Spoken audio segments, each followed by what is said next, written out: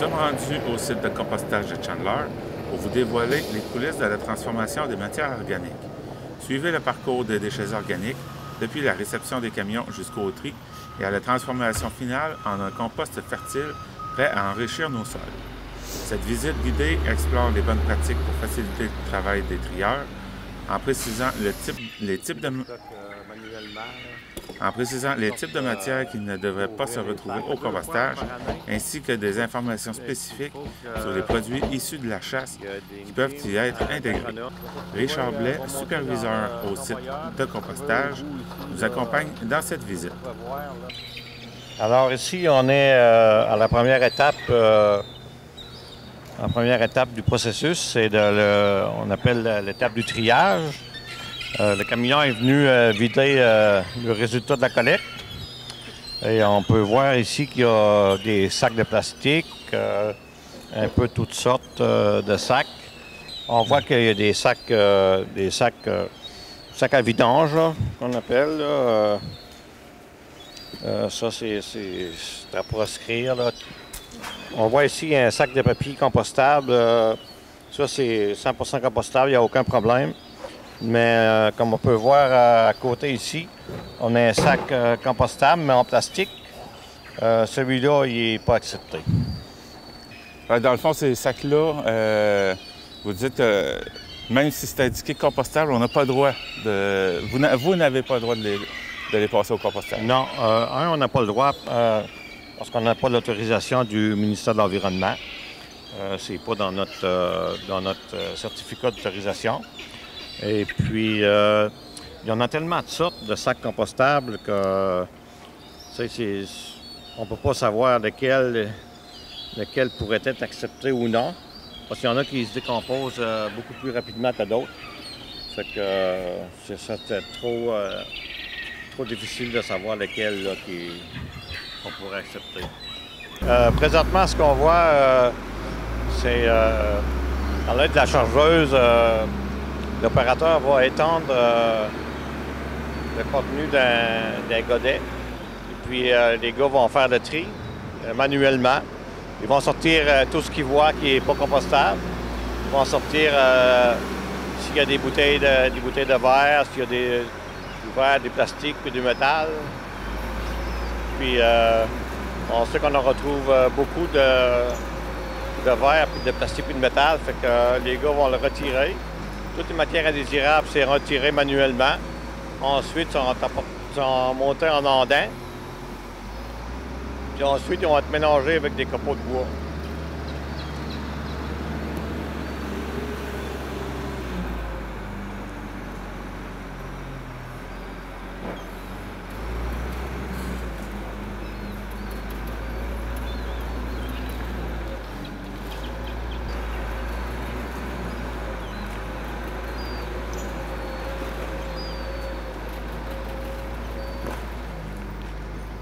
Ici, on voit là, les gars qui trient le stock manuellement. Là. Ils sortent, il faut ouvrir les sacs. Puis il y a beaucoup de sacs là, qui contiennent des... il y en a qui contiennent de la bonne matière, mais il y en a beaucoup qui contiennent des vidanges. Là. Fait que faut ouvrir les sacs, puis c'est pas vraiment... C'est pas vraiment le fun à faire, là.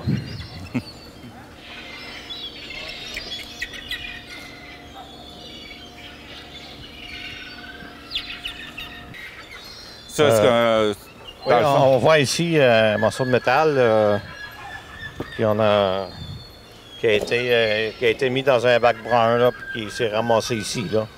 Je me doutais qu'on pouvait retrouver probablement n'importe quoi, là, mais de là à avoir des grosses pièces de métal comme ça dans le bac brun. Oui, c'est quand même... celle-là est pas mal grosse. Là. Habituellement, elles sont un peu plus petites, là, mais... Vous voyez, on retrouve pas mal toutes sortes de choses. Là. On voit le verre qui est là, que vous avez parlé.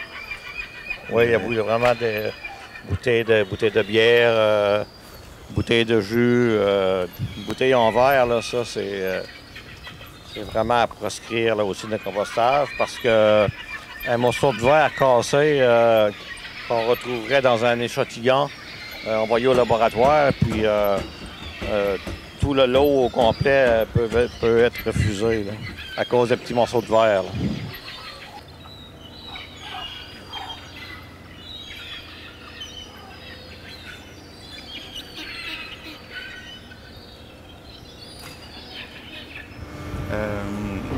Une fois que tout ce qui va avoir été amené ici va avoir été trié, combien de temps que ça va rester sous ce bâtiment-là? Bien, ça peut rester une ou 2 semaines. Là, c'est le temps de... C'est seulement pour le garder à l'abri de la pluie, des intempéries, pour que le processus peut s'amorcer plus rapidement. Le processus, c'est-à-dire que c'est une phase où la température va monter rapidement dans l'andin. Fait que, ça peut être une à 2 semaines. Là. Quand on voit qu'on commence à manquer de place, on le sort sur la plateforme de compostage extérieur. Vous parliez tout à l'heure des sacs de plastique là, que vous ne devez pas recevoir ici. Là. Dans ce voyage-là, on voit justement qu'il y en a énormément de sacs de plastique. Oui, il y en a beaucoup. Il y a aussi que ce qu'on voit présentement, c'est un arrivage de compost d'une collecte des commerces, industries puis institutions. C'est des collectes, c'est des résidus de table, des restaurants, des institutions, des écoles ou des choses comme ça. Ça fait que, mais eux autres, ils ont le droit à une sorte de sac compostable qui a été autorisé par le ministère pour justement les inciter à composter parce qu'on sait que dans un restaurant, là, un sac, là, ça change souvent. Là. Puis ça serait quand même compliqué de toujours laver les bacs à chaque fois. Là. Bon, fait qu'au moins, pour les institutions, au moins, il y a quelque chose qui a été, autorisé, oui, exactement. Mais on voit qu'il y a aussi des sacs à vidange, là. Fait que, il y a encore du travail à faire de ce côté-là aussi, là. On passe à la prochaine étape? Oui, pas de problème. Maintenant, qu'est-ce qu'on voit ici en ce moment?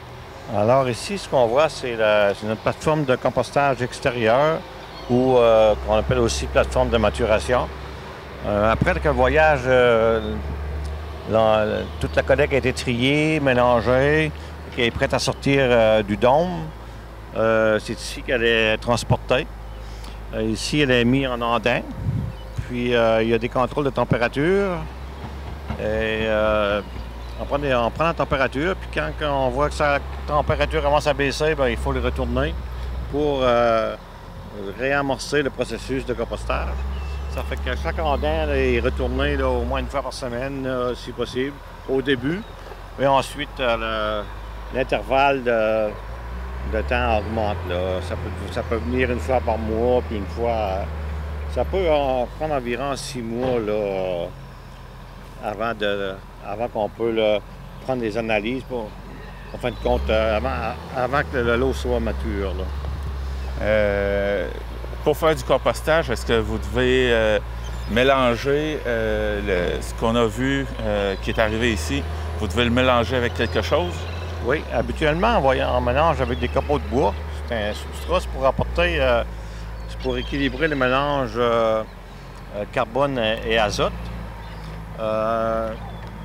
L'été, on a beaucoup de résidus verts, donc on mélange un peu moins là, avec souvent, c'est même pas nécessaire de mélanger avec des copeaux, là, à cause qu'on a beaucoup de résidus ligneux. Là.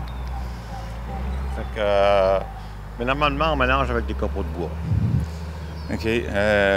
Vous parlez de l'été. Le site de compostage, êtes-vous ici à l'année ou pendant la période hivernale? Il n'y a rien qui se passe ici? Pendant la période hivernale, les collectes sont diminuées aux 3 semaines. Donc, il y a quand même de la matière qui rentre, qui est triée. Mais celle-là va rester sous le dôme jusqu'à ce qu'il n'y a plus de neige, qu'on peut la transporter sur la plateforme de compostage. Dans le fond, la plateforme de compostage, elle, pendant l'hiver, ben là, vous y touchez pas. Non, l'hiver, on ne touche pas à ça. Parce que vous me parliez justement de la température. Quand elle commence à descendre, il faut rebrasser. Ouais. Alors, en hiver, c'est impensable, donc j'imagine. Non, c'est ça. L'hiver, on ne touche pas à ça. Puis, au printemps, ben là, on retourne toutes les lots au printemps. Puis, les plus vieux, ben c'est sûr que même si on les retourne, ils ne chaufferont pas. Ils ne chaufferont plus parce qu'ils ont fini de composter. Mais les autres, ils vont continuer à composter l'année suivante, l'été suivant. Là, il y en a une ici qui est à part, celle-là. Oui, celle-là présente ça, c'est des résidus de bleuets provenant de l'usine de congélation de Newport. C'est des feuilles, des petites feuilles avec des petits bleuets, ceux-là qui sont trop petits ou qui sont pas bons, là. Fait que c'est amené ici, puis ça fait un excellent compost. OK. De ce côté-ci, ça c'est des rejets que vous avez expliqués, mais oui. On voit qu'il y a quand même, il semble y avoir du bois là-dedans. Oui, ça, c'est des... En fait, c'est des rejets de tamisage. Notre tamiseur est équipé d'un tamis, d'un grillage d'un demi-pouce. Donc, tout ce qui est plus gros qu'un demi-pouce, ça passe pas. Ça fait que c'est ce qu'on appelle des rejets. Puis, comme on peut voir ici, il y a beaucoup de matières indésirables, de plastique. Ce qu'on voit le plus, là, c'est les plastiques. Mais il y a beaucoup aussi de petites matières là, plus petites à l'intérieur du lot qu'on ne voit pas, mais c'est plein. Ça fait que on tamise tout ce qu'on peut, mais à un moment donné, on ne peut plus tamiser parce que c'est trop gros, puis il y a trop de matières indésirables, donc il faut l'acheminer vers le LET. Donc malheureusement, oui. Donc malheureusement, même malgré toutes les bonnes volontés, s'il y a trop de matières qui n'ont rien à faire là, vous autres, vous ne pouvez pas faire de miracle. Puis si on voudrait utiliser tout ça, le temps que vous perdriez à tout enlever par rapport à ce qu'il y a là, c'est pratiquement impossible de tout enlever ça. C'est impossible. Ouais, c'est vraiment, là, vraiment trop. Là. Oui, là, on voit ici, c'est un tout nouveau bâtiment récent de l'automne 2023. Lui, il va être utilisé surtout ça va être un bâtiment de séchage qui va nous permettre d'avoir un compost plus sec, plus sèche, donc qui va se tamiser plus facilement, plus rapidement, puis qui va être aussi plus beau. Là. Donc, ce qu'on a vu sur la plateforme de compostage, dans le fond, une fois que c'est fait, vous l'amenez ici. Oui, exactement. Il va sécher davantage, mais l'installation n'est pas encore complètement terminée. Il faut qu'on installe aussi un ensemble de tuyauteries avec des ventilateurs qui vont souffler l'air par en dessous, qui va le permettre de vraiment sécher à l'intérieur aussi, là. Pas juste sur le dessus. Là. Vous avez un site où est-ce que vous faites pousser des saules avec les eaux de compostage. Est-ce que les eaux en question, c'est ce qui est produit sur la plateforme ici? Oui. En fait, ici, toutes les plateformes sont des plateformes étanches, ce qui veut dire que toute l'eau, tout le jus est recueilli de façon gravitaire dans un puits de pompage qui pompe cette eau-là dans un bassin. Puis on a un système de pompage de filtreur qui pompe l'eau du bassin, qui va alimenter puis irriguer la plantation de saule. Maintenant, la prochaine étape, ça se trouve, une fois que c'est bien séché, on est rendu au tamiseur. Oui. L'étape finale, c'est le tamisage. On voit ici le tamiseur, on voit la chargeuse sur roue qui va mettre la matière dans la benne, Dans la benne, il y a un petit convoyeur qui va emporter le compost dans le baril. Puis c'est là que le tamisage se fait. Ensuite, le compost qui passe à travers des trous du grillage va monter dans le convoyeur, puis va se trouver au bout ici, là, comme vous pouvez voir, là, c'est très beau compost. Puis à l'arrière, ce qu'on voit en arrière, c'est les rejets justement de tamisage. Vous disiez tout à l'heure que le verre, ça, faut vraiment pas en avoir dans le compost. Là. On avait vu des bouteilles, mais dans le fond, est-ce que c'est. Vous disiez que si c'est contaminé, bon, vous êtes refusé. Est-ce que c'est justement à cause que le verre peut passer à travers Oui, concernant le verre, c'est sûr qu'il y a quand même une tolérance qui est acceptée dans la grosseur du verre et le nombre de morceaux qu'on peut retrouver dans un échantillon. Mais si on retrouve un morceau de verre qui dépasse les limites acceptables, tout le lot est refusé, puis on ne peut pas le vendre. On n'est pas autorisé à le vendre aux citoyens. Donc, une fois que le compost est passé au tamiseur, ben, on vient le mettre ici, puis là... Ben, oui, mais il faut aussi... il y a une étape avant ça, avant de pouvoir le vendre aux citoyens. Il faut l'échantillonner, envoyer ça au laboratoire, puis attendre qu'il passe une batterie de tests, là, beaucoup de tests, qui respectent, pour s'assurer qu'ils respectent toutes les paramètres du ministère. Est-ce que c'est à quelle fréquence que vous devez faire effectuer les analyses? Est-ce que c'est à chaque fois qu'il y a... C'est à chaque nouveau lot de compost. À chaque nouveau lot de compost, il faut envoyer un échantillon au laboratoire pour faire analyser. Et puis, si tous les paramètres respectent les exigences du ministère, là, on a l'autorisation de le vendre. C'est quoi que vous considérez comme un lot? Un lot, c'est une date de début, une date de fin. OK. Comme, je veux dire, le compost, un lot de compost qui pourrait commencer le 1er janvier jusqu'au 30 mars. Lui, je le considère comme un lot de compost, un lot. Fait que je lui donne un numéro. Puis lui, je le suis à chaque étape du développement, à chaque étape du processus, je le suis. Fait que je prends la température de ce lot-là, je rentre ça dans des registres. Puis tout ce qui est fait par rapport avec ce lot-là, on prend des échantillons, on le tamise, c'est tout le temps marqué dans des registres. Fait que chaque lot, on sait ça nous donne beaucoup de renseignements. Vous avez montré des landins tout à l'heure. Est-ce qu'un landin se trouve être un lot ou bien il peut en avoir plusieurs?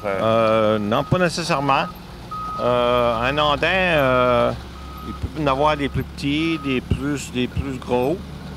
Puis parfois, un lot peut être composé de plusieurs landins. OK. Donc, c'est vraiment juste une question d'arriver... Oui. OK. Ouais. Donc, ce qui est arrivé aujourd'hui, étant donné que c'est une date de début, une date de fin, si on veut, ce lot-là, vous allez le faire analyser quand, dans le fond? Celui-là, ce qui est arrivé aujourd'hui, là, ça ne sera pas analysé avant peut-être le mois de mars, avril l'année prochaine, mois de mai. Là. OK. Ouais. Puis celui qui est en train de se faire tamiser, ça fait partie d'un lot qui va être... Oui, ça, c'est un lot de 2023, de début 2023. Puis, il a déjà été analysé. OK. Oui, lui, il a déjà été analysé. Puis là, on le tamise, je sais qu'on peut le vendre. Celui-là, on peut le vendre. Il est prêt à vendre. C'est pourquoi que celle-là, vous allez pouvoir le vendre tout de suite? Oui. Celui-là, on peut le vendre tout de suite parce qu'on a déjà eu les résultats. Et puis là, présentement, ce qui tamise, c'est comment je pourrais dire, c'est des rejets du premier tamisage. Parce que souvent, quand le compost est trop humide, il faut le rétamiser 2 fois, au moins 2 fois, là, pour sortir le maximum de compost. OK. Ces analyses-là servent à révéler quoi, dans le fond? Les analyses, ça sert à révéler toute la teneur en métaux. La teneur en métaux, le pH, s'il y a de la salmonelle, s'il y a des E. coli. Il y a plusieurs paramètres qui sont analysés. Puis ça nous donne tout, si on veut, un pédigré du compost. OK, donc c'est pour ça. La teneur en eau, la teneur en matière sèche, matière organique, le pourcentage de matière organique. Ça donne plein de renseignements. Puis il y a des paramètres limites à respecter. Mettons, je sais pas, l'arsenic. Mettons, l'arsenic, il y a une limite acceptable d'arsenic. Si ça dépasse si le taux d'arsenic se trouve plus haut que la limite permise, de l'eau est refusée, on est obligé de le mélanger avec d'autres composts qui va faire que l'arsenic va diminuer dans le compost. Donc, pour l'analyser, ça prend au moins un premier tamisage, dans le fond. Oui. Il faut le tamiser. Il est tamisé, ensuite il est échantillonné et puis il est envoyé au laboratoire. Puis ça prend au moins 2 fois par année. Il faut qu'il y ait une firme d'agronomes qui viennent échantillonner eux autres mêmes, ce qu'on appelle des échantillonnages accrédités. OK.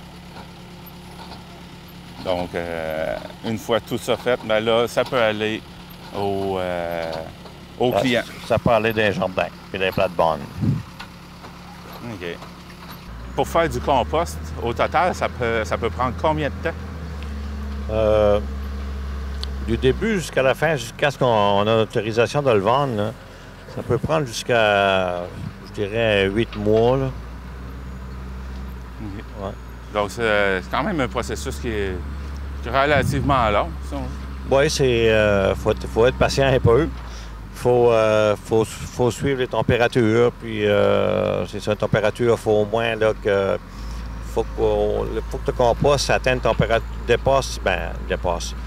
Il faut que la température soit au moins de 55 degrés là, pendant au moins 4 semaines. Là, pour s'assurer que le processus il est bon, là, ça va bien. Là. Puis après ça, bien, là, la température commence à baisser tranquillement. Là, puis c'est comme ça. Du début à la fin, là, le temps du tamisage, l'échantillonnage, les résultats d'analyse, ça prend environ 8 mois. Là. Donc, pour terminer, peut-être faire un rappel. Là, on en a vu au début là, des matières qui ne doivent pas s'y retrouver. Matières indésirables, oui. Mais faire un rappel de ce que les gens peuvent mettre et surtout ne pas mettre dans le compostage. Bien, ce qu'on peut mettre, c'est pas compliqué. Tout ce qui se mange, ça peut aller au compostage. Est-ce que même les os? Oui, les os aussi. OK. Les os, les fruits, les légumes, tout ce qui se mange. Il y a aussi le papier journal, le papier qui est la matière organique, les cartons souillés, comme la boîte de Dixili, là, vous pouvez la mettre au compost. Les essuie-tout, tout ce qui est organique, ça peut aller au compost. Ce qu'il faut, les matières indésirables, c'est ce qu'on reçoit le plus, c'est beaucoup de plastique. Le verre, comme on voit ici, là, un pot maçon, une bouteille de bière. Ça, c'est une matière indésirable, ça ne se composte pas. Puis ça peut même faire, là, ils ne sont pas cassés, mais quand ils sont cassés, ça peut le faire refuser un lot. On voit aussi ici là, des vêtements. Les vêtements, non, ça ne se compose pas. Donc, les vêtements, quand c'est plus bon, c'est la poubelle, les vidanges. À part ça, il y a le métal. Le métal, ça ne va pas au compost non plus. Donc, c'est ça. Il y a aussi le styromousse qui ne va pas au compostage. Parce qu'on reçoit beaucoup de barquettes de viande. Là. Tu sais, le monde va jeter de la viande, un steak passé date, bien, ils vont l'envoyer au compost, mais ils vont le laisser dans la barquette enveloppé dans le plastique. Fait que ça, les gars sont obligés de le faire, fait que ça donne du travail. C'est pas du travail qui est le fun. À cause des odeurs, j'imagine? Ben, à cause des odeurs, puis c'est lent, puis les gars se promènent là-dedans, puis c'est sûr, c'est pas très agréable. On parle d'odeur, mais justement, tu sais, elle n'est pas si pire, l'odeur de compostage. C'est sûr que tu me disais qu'au printemps, bon, c'est quelque chose. Sûr mais les odeurs des aliments en décomposition qui sont emballés versus ce qu'on a ici, c'est ça que j'imagine qui n'est pas agréable non plus. Hein. Oui, c'est ça. Quand c'est emballé, bien, ça commence à fermenter. C'est là que ça sent un petit peu plus mauvais. C'est sûr que nous autres, après, quand il est mélangé avec des copeaux de bois, là ça sent moins. Mais quand les gars font le tri, c'est là que c'est plus désagréable. Là, c'est la chasse, on est dedans, on est dans la période de chasse. Oui, effectivement. Est-ce qu'il y a des choses parce que, bon, les chasseurs, il y a des parties du corps des bêtes qu'ils ne vont pas garder. Est-ce qu'il y a des choses, des produits de la chasse qui ne doivent pas se retrouver ici au compostage? Oui. Ici, ce qu'on accepte, c'est vraiment là, les résidus de boucherie, comme les côtes, les morceaux de viande, de gras, tout ce qui n'est pas bon. Des choses comme la peau des orignaux, des chevreuils, les têtes, les pattes. Ça, il faut apporter ça à l'éco-centre. Il va y avoir un conteneur dédié spécialement pour ça. OK. Des fois, bon, les cornes en général, c'est utilisé comme un trophée de chasse, là, mais ça... Non, ça, c'est vraiment aussi là, à l'éco-centre. OK. Parce que ça se décompose pas très, très rapidement. On a fait le tour du site de compostage? On a fait pas mal le tour. Je pense que j'espère que ça va aider les gens à voir un peu comment ça se passe, puis j'espère que le monde va, avec le temps, il va être plus respectueux là, du travail là, qui se fait ici, là, surtout pour les trieurs. Là. Merci beaucoup de nous avoir fait la visite. C'était un plaisir. Vous écoutez votre reflet d'ici. Revoyez tous nos reportages sur notre site Internet. La clinique d'optométrie Lémérion est fière de vous présenter cette programmation. Le soin de votre vue passe sous les yeux de la clinique d'optométrie Lémérion. Avec un vaste choix de montures pour le style, le confort, les marques. Clinique d'optométrie Lémérion. 689 5553.